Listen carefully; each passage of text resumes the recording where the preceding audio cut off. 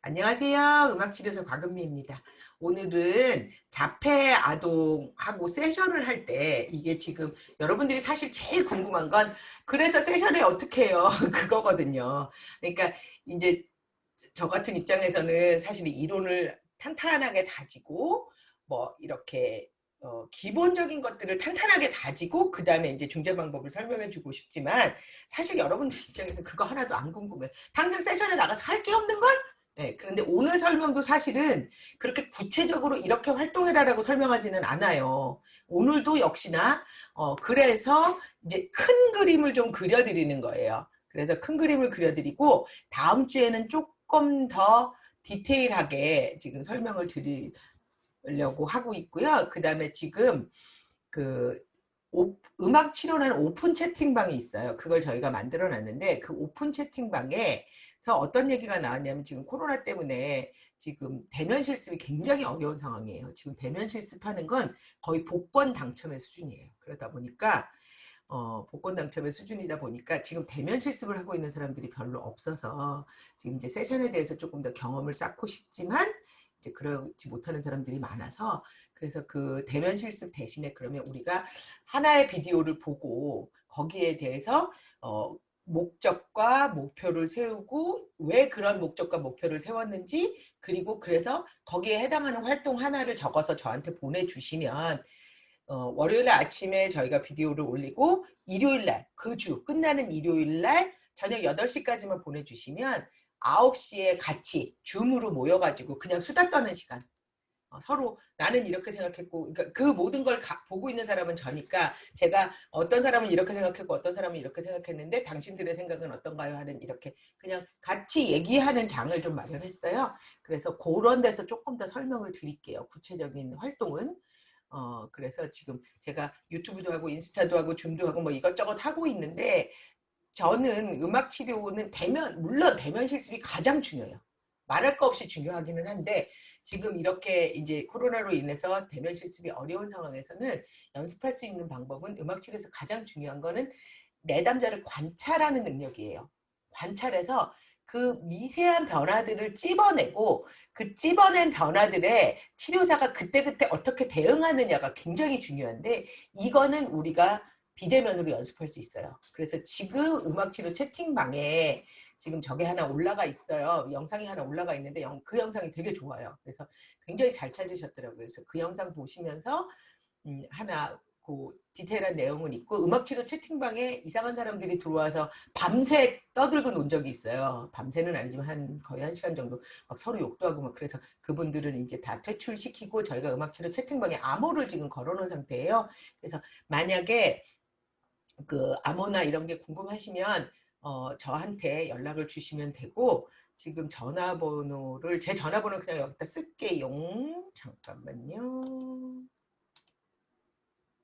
펜으로 그냥 써버리자. 펜 색깔 잉크색 이걸로 쓸게요. 0 1 0 4 아이 진짜 안 이쁘게 써진다. 잠깐만요. 나가서 써갖고 올게요.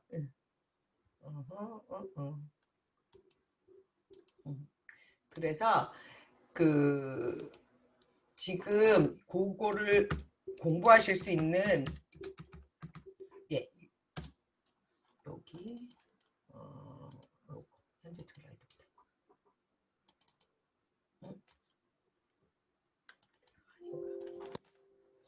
예 취소 이거 아니네. 응? 어떻게 하는지 모르겠네. 다시 여기서 안 나가주세요. 그럼 그냥 써야 되겠다. 어디다 쓰면 될까요? 기록 중인데 여기다 써볼게요. 다시 열심히 펜 말고 저거 없나? 오케이. 아직도 이 기능을 다 모르는 다음 슬라이드 가서 써볼게요. 아 내가 딴짓을 해놔갖고 오케이 이거 말고 얘는 닫고 표정 하나 닫아졌네. 여기다 열심히 쓰고 있었는데 여기 있어요. 그래서 010-4750-2277이거든요. 네. 그래서 글로 오시고 거기서 저한테 메일을 오픈 채팅방 초대해 주세요. 그럼 초대해 드릴게요. 일단 010-4750에 현재 슬라이드부터 오케이, 됐다. 네. 화면 공유할게요.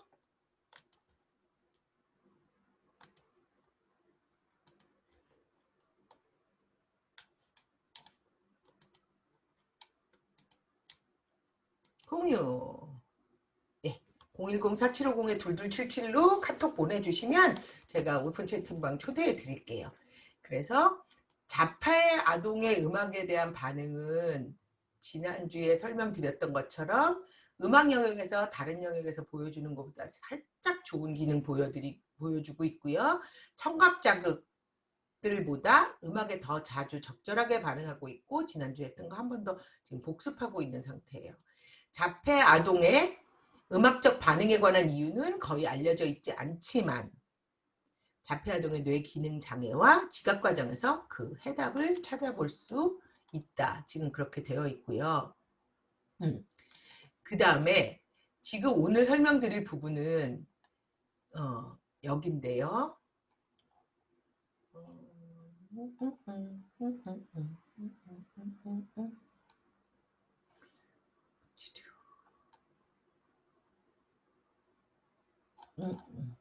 오케이. 반영어 얘기했고 의사소통할게요. 여기요. 다음이다. 네. 사회성 및 정서 발달을 위한 음악 치료를 중점적으로 하셔야 되는데요. 일단은 그래서 저와 같은 특성 때문에 음악을 대상의 중재자로서 사용하실 수가 있어요. 대상의 중재자. 그러니까 자폐 그러면 기본적으로 다른 사람한테 관심 없다 이렇게 기억하시면 돼요. 다른 사람하고 노는 거 재미없는 사람들이에요. 다른 사람하고 얽혀 지내는 거 싫어요. 그리고 감각적으로 전체적으로 우리와 다른 감각을 가지고 있는데, 그러니까 일반적인 사람들이 재밌다고 하는 게 재미없어요. 그런데 다른 자극에 비해서는 음악 자극에는 일반인과 비슷하게 반응을 보여주고 있기 때문에 신기한 소리가 나면 거기를 쳐다본다든지 하는 반응들이 있단 말이에요. 그래서 음악을 우리가 대상의 중재자로서 음악을 사용하게 되는 거고요. 그 다음에 이게 지금 위에서부터 지금 밑으로 가면서 1번, 2번, 3번, 4번, 5번 가면서 점점 더 조금 상위의 기능이라고 생각을 하시면 돼요. 그래서 그거보다 조금 기능이 좋은 아이들 같은 경우에는 음악적으로 주고받기요. 나 한 번 연주하고 너 한 번 연주하고 나 한 번 연주하고 너 한 번 연주하고 교류를 통해서 관계를 형성하는 거. 내가 끝났으니까 이제 너의 차례야. 너가 끝났으니까 내가 할게. 그 다음에 이런 거를 통해서 우리가 뭘 할 수 있냐면 사회적 학습. 이때부터는 사실은 요 3단계에서는 그룹 세팅이 더 훨씬 더 좋아요. 기다리기 같은 거. 이게 지금 여러분들이 가장 많이 알고 있는 게 기다리기예요. 그런데 이게 지금 1대1의 세팅에서는 기다리기가 그냥 선생님의 입장이고 내담자의 입장이기 때문에 사회성이라는 거는 선생님과 내담자의 관계뿐이 아니라 이 주변인과의 관계가 있는 거잖아요. 그럴 때 이제 교류를 배우려면 이제 3단계 같은 경우에는 그룹 세팅에서 진행이 되는 경우가 되게 많고요.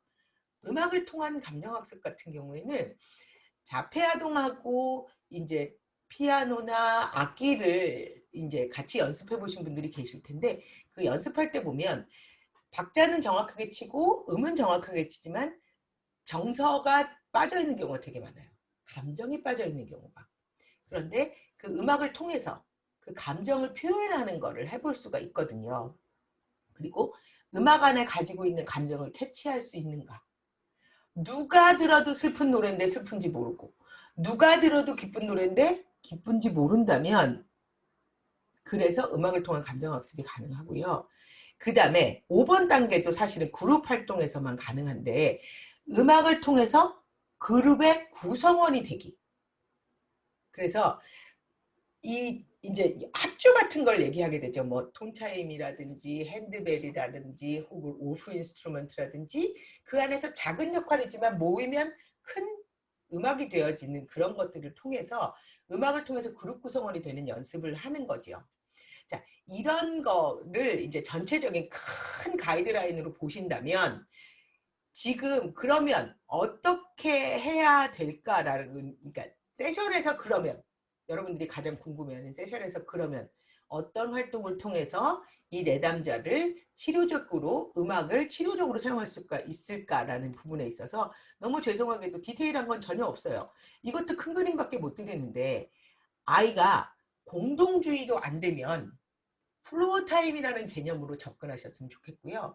아이가 다른 문제는 아무것도 없고 사회성만 문제가 있다 그러면 Theory of Mind라는 개념으로 접근하셨으면 좋겠어요.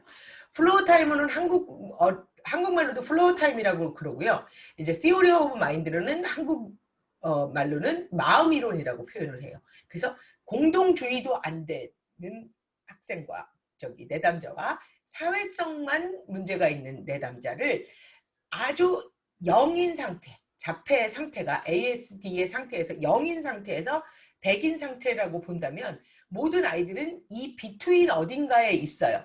근데 저는 지금 현재 영인 상태와 70인 상태, 100인 상태, 95인 상태의 3명의 내담자를 대표적으로 말씀드릴 수 있는 상태예요.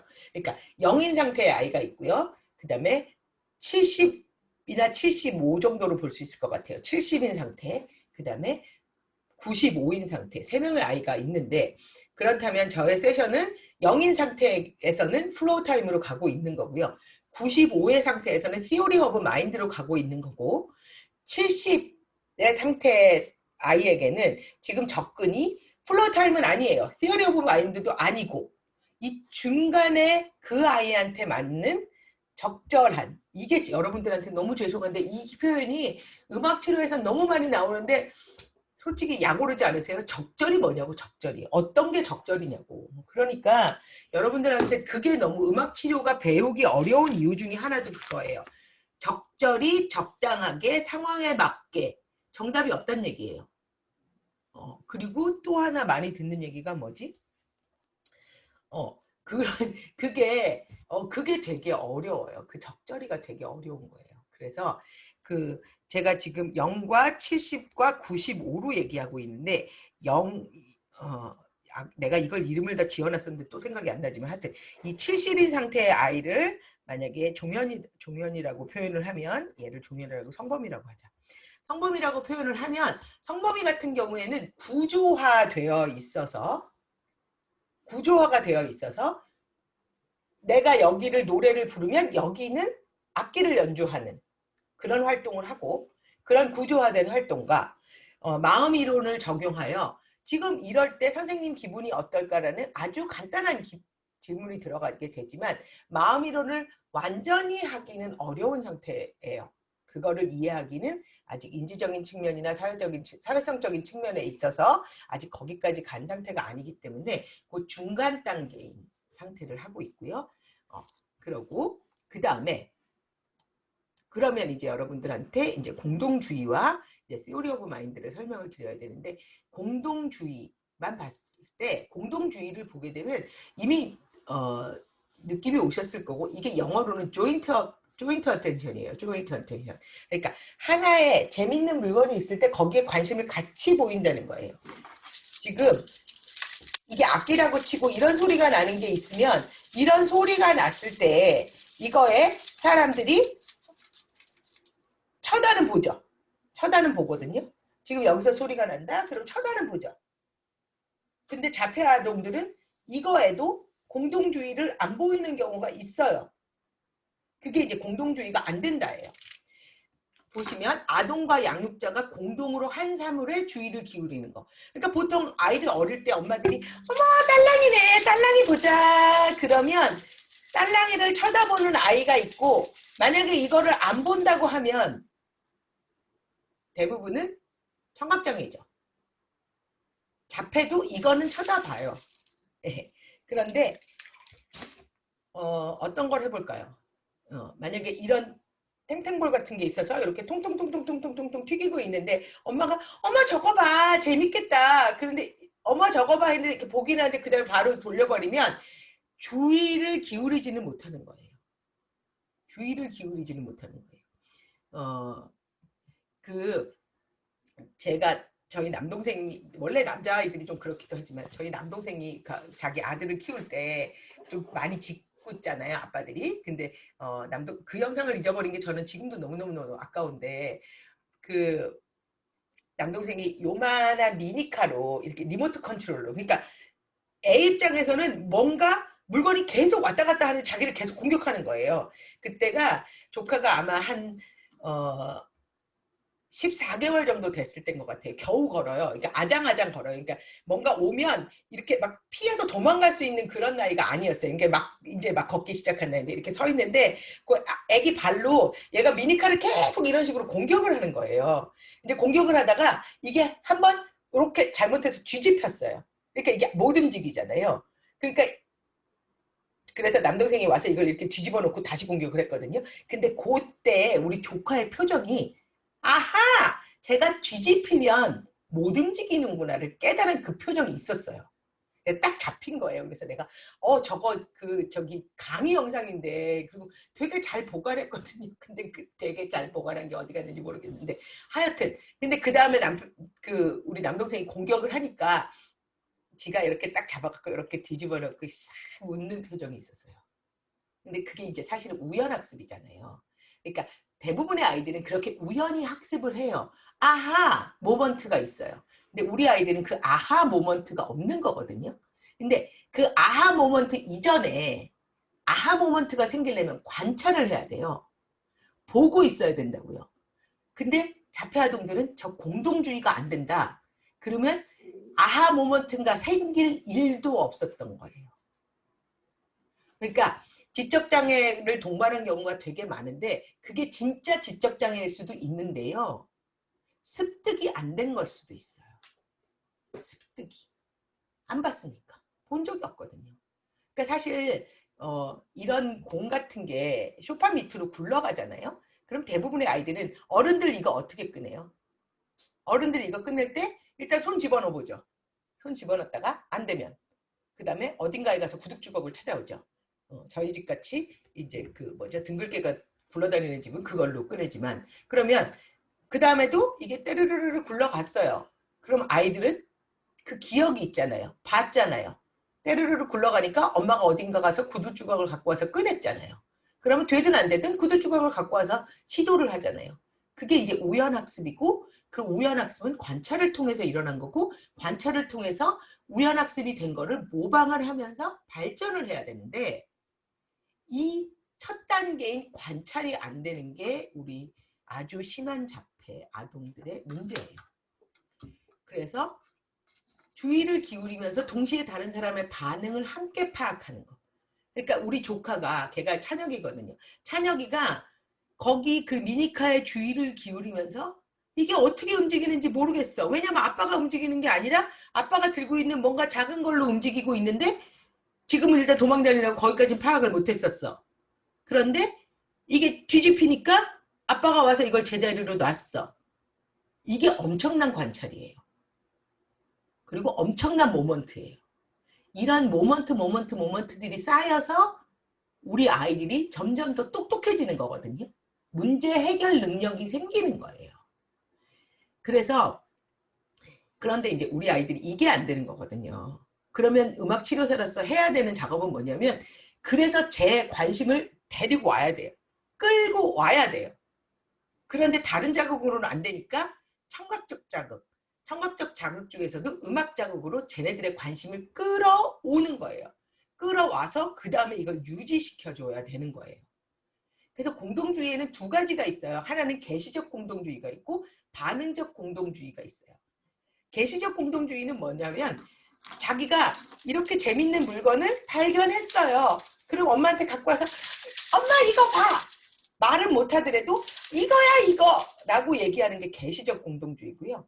반응적 공동주의는 애가 별로 딴 데 관심이 없으니까 선생님이 어머 이거 봐라 이거 봐라 이게 반응적 공동주의를 지금 끌어내고 있는 거예요. 근데 안 봐주잖아요. 그러니까 이런 소리도 내보고 저런 소리도 내보고 이런 악기도 해보고 저런 악기도 해보고 북도 쳐보고 피아노도 쳐보고 기타도 쳐보고 뭐 온갖 걸 다 해보게 되는 거죠. 그래서 지금 이 공동주의가 안 되는 애들은 일단 시선 교대가 먼저예요. 시선 교대. 일단 봐줘야 될 거 아니야. 봐줘야. 일단 봐줘야 뭘 할 거 아니야. 그러니까 시선을 교대할 수 있게 만들어줘야 되는데 여러 번 말씀드리지만 청각 자극들보다 음악 자극에 더 자주 적절하게 또 나오죠. 적절하게 반응한다가 또 나오잖아요. 그러니까 이 음악 치료 논문들을 읽다 보면 적절하게 혹은 비교적이라는 말이 되게 많이 나와요. relatively. 그러니까 그 영어로 논문을 볼 때 전 그 relatively만 나오면 너무 짜증이 나는 거예요. 그 relativelly라는 게 도대체 얼마나 비교적으로 그러니까 비교적으로 여기서 요만큼이 더 좋은 거야? 비교적으로 여기서 이만큼이 더 좋은 거야. 근데 그 표현은 안 되잖아요.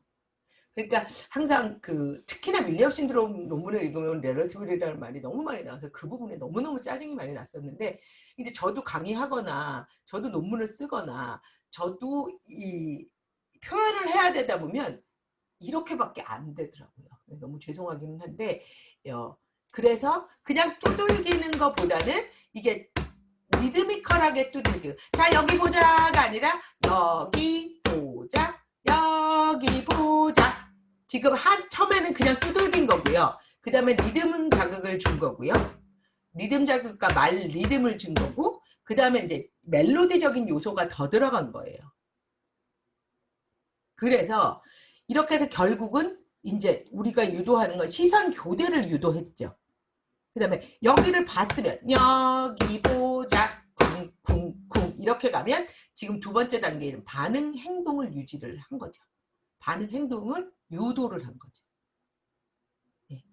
그래서 이게 시선을 교대하고 반응 행동을 내가 먼저 모델링을 하고 그 다음에 저 아이가 그거에 또 반응하도록 그러니까 아까 설명드렸던 주의를 기울이며 동시에 다른 사람을 반응을 보고 그거에 내가 반응할 수 있도록 우리가 그 단계를 만들어주는 거예요. 그래서 여기서 매력적인 사물이 우리가 사용하는 거는 음악인 거죠. 음악이고 새로운 소리들이고 새로운 악기들이고 예. 그리고 그래서 그 자폐아동과의 즉흥 연주 때 저희가 불협화음이거나 예상되지 못하는 화성의 진행이거나 그런 특이한 소리거나를 쓰는 게 사실은 그게 다 어텐션을 유지하기 위해서예요. 그 아이들의 주의력이 굉장히 짧고 잘 주의도 갖고 오지 않는데 거기서 저희가 하고 싶은 건 뭐냐 하면 그 짧은 주의력과 그 관심 없는 아이들을 더 길게 유지를 하려니까 여러 가지 다양한 것들을 집어넣어 주는 거죠. 그래서 대상의 중재자로서 음악을 사용을 할 때는 대상관계 이론을 중점적으로 생각을 하셔서 아이가 음악하고 접촉하는 계기를 계속해서 제공을 하셔야 돼요. 그래서 아이가 보통 노래를 부르면 어떤 아이들은 혼자 끝까지 부르려고 그러고요. 예. 어떤 아이들은 같이 공유하는 걸 굉장히 싫어하지만 악기가 동기부여의 역할을 하면서 치료사가 같이 들어갔을 때 더 재밌게 만들어 주셔야 돼요. 그래서 내담자로 하여금 치료사의 접근을 허용할 수 있도록 구조하셔야 돼요. 되게 어렵죠. 쉽지 않아요. 그래서 그 공동주의가 안 되는 내담자라고 한다면 가장 좋은 건 플로우 타임이에요. 그래서 왜냐하면 이미 그 아이는 뭔가 자기가 그러니까 모든 사람은 그거는 펑션이 낮든 높든 상관없이 모든 사람은 재미를 추구해요. 그 재미라는 게 다른 표현으로 하면 자극이에요. 적절한 자극이 들어가서 내가 가지고 있는 펑션과 내가 이해할 수 있는 그 인지에 적절하게 맞을 때 우리는 재미를 느껴요. 그런데 너무 어렵거나 너무 쉽거나 나의 뇌를 자극하지 못하는 수준의 자극이거나 하면 자극이 안 되는 거고 재미가 없는 건데, 그래서 저희가 이 침입 기법이라는 걸 써요. 근데 이건 굉장히 신중하게 하셔야지 잘못하면 맞으실 수 있는, 예, 주먹이 날아오는 기법이에요. 예. 그래서 제가 고립된 세계에 신중하게 침입을 하는데, 신중하세요, 신중하세요, 신중하세요라고 말씀드리는 건, 아이가 줄을 세우고 노는 걸 재밌어 한다면 이 줄을 세우고 노는 어브젝트 중에 하나를 내가 가지고 있다 주는 게 가장 쉬운 침입 기법 중에 하나예요. 그런데 이거를 아이가 화낼 때까지 가지고 계시면 손 올라가요. 제가 어제 음악치료 예, 예. 음악치료 그 채팅방에 올려놓은 영상 중에 하나가, 엄마가 아이를 간지럼을 막 펴요. 지금 보면 한 4개월이나 5개월 그 정도 됐거나 조금 더 어리거나 그런 아이인데, 간지럼을 펴보면 처음엔 너무 좋아해요. 처음엔 너무 좋아하는데 그 다음에 3번, 4번째 가니까 아이가 짜증을 부리기 시작했는데, 엄마도 그건 느꼈어요. 아이가 짜증을 부리기 시작했다는 걸 느꼈지만 한 번 더 했더니 얼굴 표정 확 나빠졌거든요. 일반적인 아이라면 그 정도에서 끝나지만, 이게 자폐아동이거나 혹은 이 참을성이 좀 없는 아이거나 ADHD거나 그러면 자기가 원하는 타이밍에 원하는 대로 안 되면 바로 손이 올라와요. 못 참아서. 그러면 이거는 침입을 신중하게 못한 우리 책임이에요. 아이가 견딜 수 없는, 아이가 가지고 있는 바운더리에서 벗어나게 하시면 안 돼요. 아이가 참을떡말떡 이 상태로 만드셔야 돼요. 그러니까 조금 더 참을 수 있게, 지난주보다 1mm만 더 참을 수 있게, 지난주보다 0.1초만 더 참을 수 있게 하는 거지, 그걸 10초, 20초, 30초 단위로 늘려버리시는 게 아니거든요. 그래서 반복적인 놀이가 굉장히 많잖아요. 뭐 돌린다든지 뭐라든지 이런 거 많잖아요. 그래서 만약에 저는 그 핸드벨이 이렇게 달려갖고 이렇게 무지개벨로 돼 있는 거 되게 많이 쓰는데, 그 핸드벨을 돌리면 이렇게 돌리는 거를 계속 하고 있으면 잠깐 잡는 거예요. 그래서 애가 나를 쳐다보면 딱 놔줘요. 그럼 이렇게 또 돌려요. 그럼 잠깐 잡아요. 그럼 쳐다보면 놔줘요. 그 다음에는 그게, 그래서 이제 선생님이 내가 쳐다보면 저걸 놔주는 거라는 거를 인식이 되면 그 다음에는 잡는 거를 1초 정도 더 늘려요. 그러면 이제 손이 이렇게 나오려고 하면 바로 놔줘요. 뭐냐면 내 손을 치우려고 그러는 거니까. 근데 그렇게 해서 그 다음 그렇게 0.1mm씩 0.1초씩 1초씩 아이가 하고 있는 거를, 그래서 손짓이 이게 아니라 그 다음에는 이렇게 해야 돼. 처음에는 이렇게 올라갔을 거 아니에요. 내 손을 치우려면 아이의 손이 이렇게 올라오니까. 이거 선생님을 미리 준비하셔야 돼요. 손을 뗄 준비를 미리 하셔야 되고, 요게 어느 정도 익숙해지면 이 손 동작 말고 손 요렇게 해주세요, 요렇게 되는 거예요. 선생님 이렇게 되는 거거든요. 그 다음 단계는 이것과 선생님 이렇게 되는 거예요. 여기까지 가는데 4년 걸릴지 5년 걸릴지 몰라요. 우리가 원하는 건 일주일에 하나씩 딱딱딱딱 넘어가 주는 거지만, 이 과정이 지금 말로는 너무 쉽지만 이 과정이 선생님 이거가 되는데 4년이 걸릴지 5년이 걸릴지 몰라요. 예, 그거는 분명히 기억하시고 정말 많이 참으시고 정말 많이 기다려야 돼요. 그래서 점진적으로, 지금 설명드렸죠. 점진적으로 이런 식으로 처음에는 눈만 마주치는 거, 처음에 손만 올라오는 거, 손을 정확하게 표현하는 거, 말소리까지. 예, 그게 단계별로 가셔야 돼요. 그래서 벌써 11분이라서 오늘은 원래 이 플로어 타임이라는 개념을 좀 설명을 드리려고 그랬는데, 요건 이제 다음 주로 넘길게요.